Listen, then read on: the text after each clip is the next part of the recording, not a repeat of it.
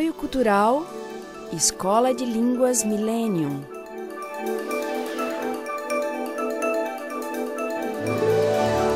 Proton Editora.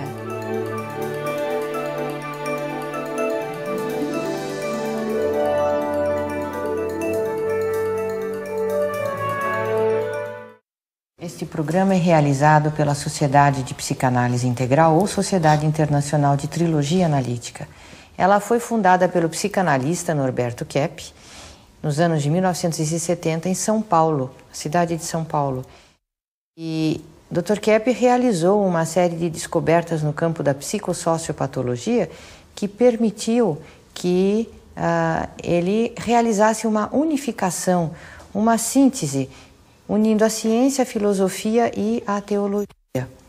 Então, essa ciência trilógica, que possibilita uma nova mentalidade para o ser humano, uma mentalidade universal, ela vai propiciar o nascimento de não um novo ser humano, mas o verdadeiro ser humano, o ser humano unificado, o ser humano universal, que tem uma série de conhecimentos que lhe permitem aplicar a todos os campos de atividade humana, desde a medicina, a educação, as artes, ao trabalho, a economia, as ciências exatas, a física, enfim, essa ciência que ele denominou de trilógica, que nós trazemos a vocês aqui sempre, para que vocês também possam ajudar a deter um pouco essa destruição que a humanidade e o planeta vem sofrendo por causa justamente dessa psicossociopatologia que ainda está inconsciente para o ser humano. Nós vivemos uma inversão, nós vivemos valores invertidos, nós vivemos uma máscara social, um artificialismo, e estamos pagando muito caro por isso. Por exemplo, o problema de estresse. O estresse que cada vez se apresenta mais nas cidades grandes e nas cidades pequenas, porque nós verificamos altos índices de estresse em pequenas aldeias, não só da Europa, dos Estados Unidos, cidadezinhas pequenas, mas mesmo em povos chamados do terceiro mundo. Então, o artificialismo e não o trabalho, veja bem, porque o ser humano associa o estresse ao trabalho, mas é esse artificialismo que está cada vez crescendo mais nos nossos hábitos, nas nossas ideias, no nosso dia a dia e no trabalho, que está fazendo com que os nossos índices de estresse atinjam níveis fabulosos. E não é, Dr. Kepp, que esse artificialismo justamente é o que o ser humano mais dá valor. Então, separando a questão de estresse, né, Cláudia? É muito importante notar isso, que geralmente fala, não, você está trabalhando demais, vai ter estresse, ou então você tem que passear, tem que fazer outra coisa. Mas o motivo fundamental do estresse é a execução de uma vida, de um trabalho contra a própria natureza, contra o próprio bem da pessoa. Eu posso dar um exemplo. Se a pessoa trabalhar, por exemplo, numa empresa, numa fábrica que fabrica bombas para matar o próximo, ele está fazendo uma coisa, mesmo que não seja por culpa dele, uma coisa contra a natureza dele, contra a natureza em geral e contra o planeta. Então, se a pessoa executa um trabalho, que esse trabalho não é um trabalho bom, justo, mesmo que ele não tenha culpa, ele está agindo de modo a criar enorme tensão, angústia para ele. Ou então, se ele está numa empresa em que ele não recebe o razoável, ou então que ele não tem mais justiça lá na questão de horário de trabalho, ou então ele não se sente assim valorizado, ele não está fazendo algo que seja reconhecido, né? Sendo uma pessoa que trabalha bem, ele está criando um estresse. Eu, neste livro aqui, o livro se chama O Homem Universal, né? É um livro que eu escrevi em Portugal e na França há uns anos atrás, e que eu mostro neste livro o que acontece. Veja, o livro, na página 68, eu escrevi o seguinte, que o ser criado não passa da potência para o ato. Agora, eu quero dizer o seguinte com isso, que a sociedade em geral, né, que a filosofia de vida em geral, segue um autor chamado Aristóteles, da antiga Grécia, de 2.600 anos atrás, quase. Então, se os senhores perguntarem, por que fala de um autor tão antigo? Nós estamos num tempo moderno, numa nova civilização. Não está, não. O ser humano, a civilização que o ser humano está, ele vem do passado e principalmente do passado greco-romano, como se fala, do passado grego, da antiga Grécia. Então, Platão, Aristóteles, Sócrates, Parmênides, eles deram praticamente as bases da civilização. Então, tudo que o ser humano faz agora, o que ele pensa, o que ele sente, quer dizer, as realizações, vêm dessa pessoa que viveu há mais de 2.000 anos atrás, essa pessoa chamada Aristóteles, portanto. Mas qual foi o grande erro dele? A partir do século XI, XII, XIII, ele foi colocado como o pensador por excelência. Então, muitos diziam que ele era a própria filosofia em si. Quer dizer, a filosofia todo mundo tem, né? Do Le Monde, como fala o francês, toda pessoa tem a sua filosofia de vida. A pessoa vive a sua filosofia de vida, como ela vive o que ela faz e como ela vive principalmente o que ela sente. E essa pessoa, portanto, Aristóteles, ele quer dar a ideia de que tudo vem do menor, do não existente para o existente. Então, essa ideia de que tudo vem da potência para o ato é impossível, porque se o ser humano não fosse, vamos dizer, existente completamente, se ele não tivesse uma total existência desde que ele nasceu, ele nem poderia pensar. Ele não pode ter algo do não pensamento para o pensamento. E essa questão de querer unir o sim com o não é que criou a neurose do ser humano. Então, Descartes, por exemplo, né? Descartes criou o pensamento moderno e baseado justamente nessa ideia de sim, do não, que não é bem do Aristóteles, mas é do Platão e de outros autores. Então, o que o Descartes fez? Ele deu uma ideia que a pessoa duvida, então logo ela é. Que a dúvida mostra a pessoa, mostra a verdade. É o contrário. A dúvida vem justamente da verdade que a pessoa põe em atrito com ela mesma. Se ela duvida da verdade, ela põe a dúvida. Portanto, a falha, portanto, a negação, portanto, a deturpação vem de algo existente. Então, isso acontece, por exemplo, na física, como aconteceu na medicina, acontece na pedagogia. Então, acham que a criança tem que ser orientada a par e passo, como fala, né? Cada passo que ela dá, a criança tem que ser orientada nessa filosofia pragmatista que é baseada em Aristóteles e que John Locke, na Inglaterra, forneceu ao mundo e deu o iluminismo, e a civilização moderna é baseada nisso. Então, o que acontece, né? Eles acham que o ser humano é como uma tábua rasa, tábula rasa, que não sabe nada. Tudo o que ela vai saber vai ser transmitido pelos outros.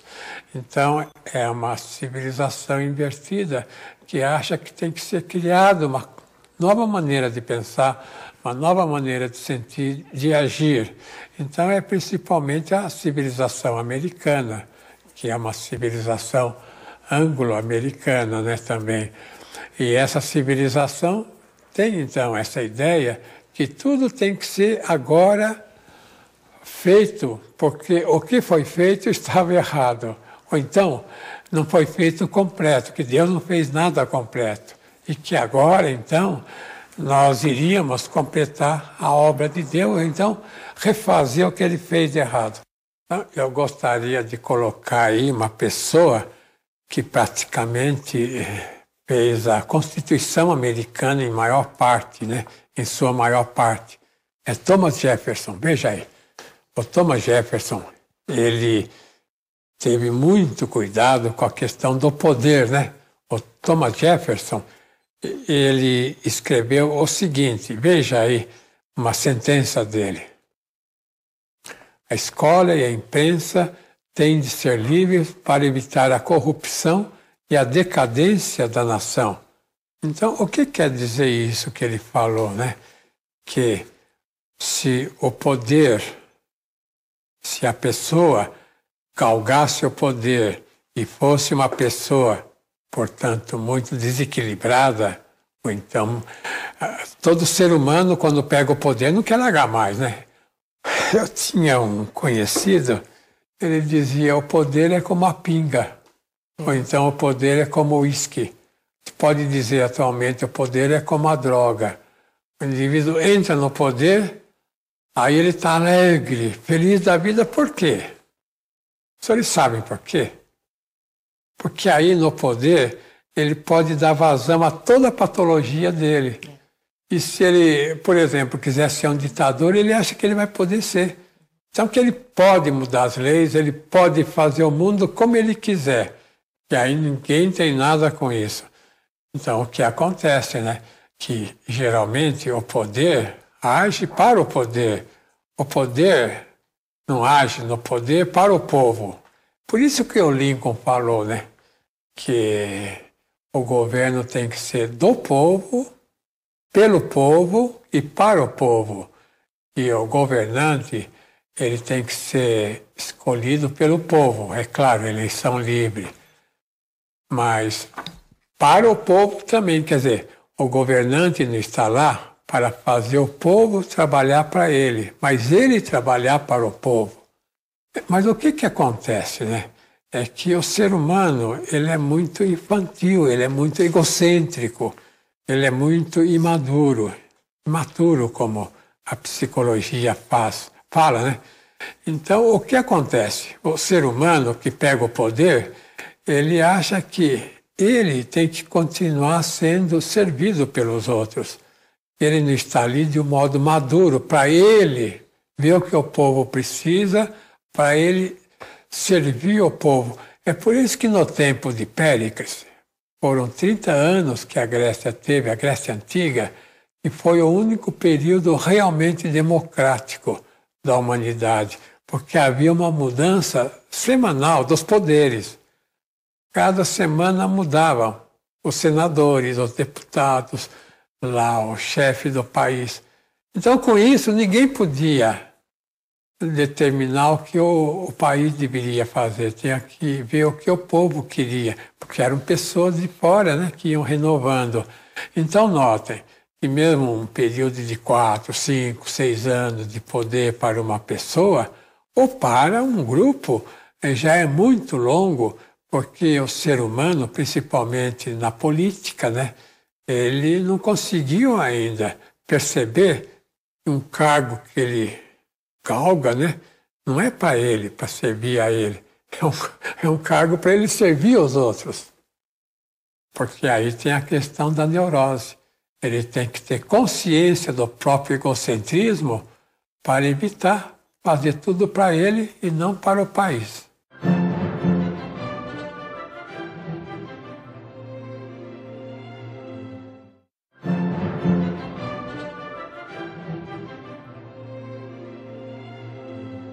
O senhor falou no segmento anterior a respeito do poder agindo como droga na vida do indivíduo. Isso é comprovado pelas pesquisas, Dr. Kepp. Eu pesquisei muito isso dentro da psicossomática. Então, o que a gente observa? Que a situação de poder, principalmente nas pessoas mais desequilibradas, ela produz a substância de neuroquímicos que agem como desinibidores cerebrais, deixando com que a pessoa seja livre para realizar tudo o que lhe apetece, todos os desejos, os impulsos, sem nenhuma restrição. Por que uma pessoa ingere o álcool? Para ela sentir aquela sensação de liberdade, de expansão, de euforia, de realizar tudo aquilo que quando ela está sóbria, ela não consegue realizar ou acha que não está certo ela fazer. Então, por isso que os assassinatos... mal, né? Por isso que os assassinatos são realizados muitas vezes sob efeito de álcool, a violência e até mesmo qualquer espécie de delinquência. E no poder, a mesma coisa acontece a nível neuroquímico, porque existem produções específicas de substâncias neuroquímicas na situação de poder. Então eu acho isso muito, muito importante, porque é muito perigoso a humanidade, as massas até, enaltecerem, confiarem, darem tanto poder às pessoas que ocupam os cargos de poder na sociedade. Por isso que muitas vezes um indivíduo ele faz uma campanha eleitoral, então ele tem uma certa comunicação, empatia com o povo. Ele assume o poder, ele parece que muda de personalidade. É como se então ele assumisse toda a patologia que ele tem vontade de realizar. A psicoterapia, né, no processo de grupo, sempre foi constatado de que um grupo de pessoas, ou então vamos dizer o povo, tem mais a verdade do que um só indivíduo. Ou então, poucos indivíduos têm menos verdade do que todo o grupo. Então vamos dizer, conforme Sócrates falou, que a verdade estava dentro de cada ser humano, principalmente assim dentro do povo. Que a voz do povo, né, e praticamente o desejo do povo é a consciência de Deus. Então o que acontece é que o indivíduo, enquanto está dentro de uma estrutura, ele está obedecendo ao grupo, ele tem a verdade. Quando ele se isola do grupo, então ele cai na mentira, como acontece na esquizofrenia, quando uma pessoa na casa, por exemplo, não vem mais almoçar com os outros, não vem mais tomar lanche com os outros, ou não se entrosa muito com os outros, é sinal que ela está se isolando para cair nesse mundo da fantasia, desse mundo assim patológico, da patologia. E o que acontece no indivíduo que veio do povo para o poder, e aliado à democracia moderna, né, todos os governantes vieram do povo. O que acontece é isso, que antes ele estava junto com o povo, pensando com o povo. Depois que ele subiu no poder, ele está com ele. Então, está dentro da patologia dele, acima do povo, porque ele se coloca acima. E, com isso, ele começa, então, a ter uma atitude muito ruim, uma atitude sem ética. Veja a questão da corrupção e sanidade que eu coloquei num quadro. Veja aí como é que é. Veja lá em cima, na roda lá alaranjada, na corrupção, a pessoa trabalha para si, em primeiro lugar. Então, na corrupção, ela só quer fazer o bem para si.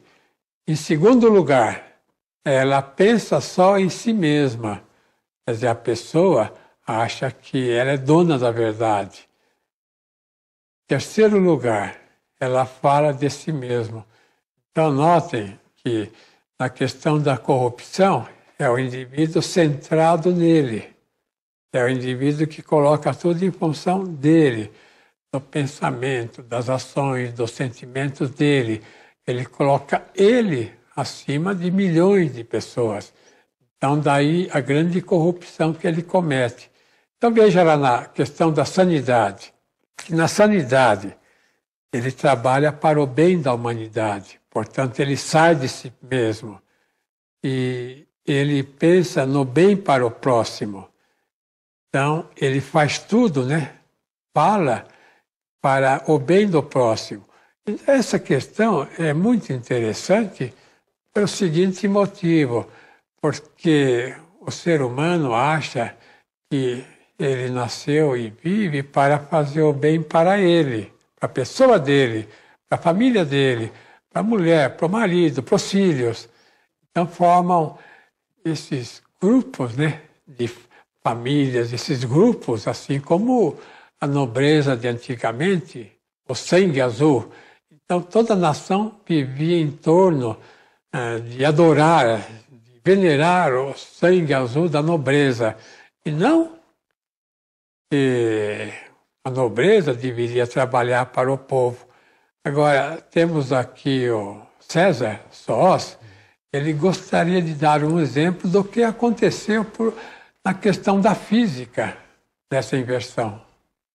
Bom, eu acho interessante, eu gostaria de voltar a um ponto que o senhor tinha colocado no bloco anterior, Dr. Kepp, sobre essa questão de que não existe uma passagem da potência para o ato, do não ser para o ser.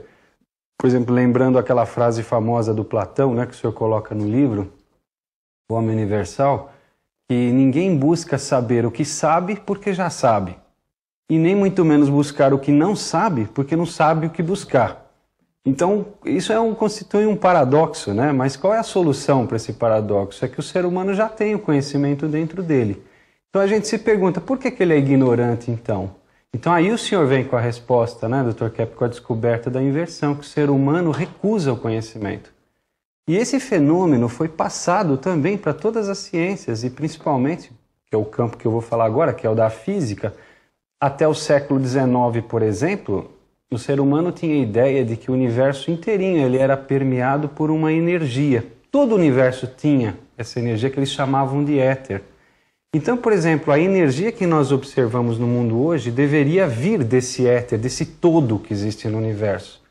Mas o que acontece? Em 1901, 2 cientistas americanos fizeram uma experiência que ficou célebre, né? E que desmentiu essa ideia do éter. Então eles provaram, entre aspas, que esse éter não existia. Só que o problema é que eles estavam em busca de um éter material. E esse éter, na verdade, ele é um éter sutil, ele é um éter imaterial, transcendente. Então como é que um aparelho vai captar uma energia que inclusive faz o próprio aparelho? Isso é uma incongruência. Então é óbvio que ele não vai ser detectado mesmo. Então, a partir daí, a física aboliu essa ideia de que a energia pudesse vir de um todo e passou a considerar que a energia viesse da matéria, do que é observável. Então, nasceu a física quântica, a relatividade. Então, o que o César está falando é justamente isso, que o elemento invisível, né, para os aparelhos, que, por exemplo, a alma do ser humano é um elemento invisível. No entanto, ninguém vai dizer que a parte energética que se chama alma não existe, porque a palavra vem daí, o pensamento vem daí, o sentimento vem daí. Então, a força invisível é justamente a força que dirige tudo. Então, muitas pessoas falam, mas eu não vejo Deus. Então, ele não pode existir. Mas aí cai nesse erro de achar que é da matéria é que vem tudo. Não é isso que acontece, César? Exatamente, Dr. Kepp. Então, naquela questão da teoria da relatividade, existe aquela fórmula famosa E igual a mc2, que diz que a energia vem da matéria. Então, por exemplo, se eu pego um bloco de pedra, vamos dizer assim, aquela pedra ela tem uma energia dentro dela, que seria muito grande. É assim que é o raciocínio da física. Então, como é que é feita uma bomba atômica, por exemplo? Eles acreditam que é urânio ou plutônio que vai liberar aquela quantidade de energia que está contida nela. Na verdade, eles acreditam que aquilo é que é responsável por aquele imenso poder de destruição. Mas, na verdade, essa energia que causa esse problema todo vem de antes da matéria. Aquela matéria só é um captador dessa energia que existe no universo e que é liberada de forma desordenada, causando aquela destruição. Então é uma desordem que a gente faz. Agora, em que sentido que isso é um fator muito limitante na tecnologia? Porque o ser humano ele quer desenvolver combustíveis, por exemplo, cada vez melhores, matéria cada vez melhor que sirva de combustível para viagens espaciais, combustíveis atômicos. E se esquece que o universo é um enorme combustível. Então, em vez de ele se preocupar em desenvolver matéria para extrair energia dessa matéria, conforme a fórmula do Einstein mostra, deveria se preocupar em como captar. E isso acontece na vida psíquica também. O ser humano ele acha que ele cria a realidade e não que a realidade já está aí e que ele recusa. Por isso que ele é ignorante. Essa é a analogia. Inclusive, César e Dr. Kepp, vocês devem se lembrar que a orientação muitas vezes é de acreditar que a pessoa vai ser energética ou tem energia a partir da matéria. A dieta que ela faz, o alimento que ela ingere, o exercício que ela realiza. E não que, é claro que ela precisa se alimentar de forma adequada com o organismo dela.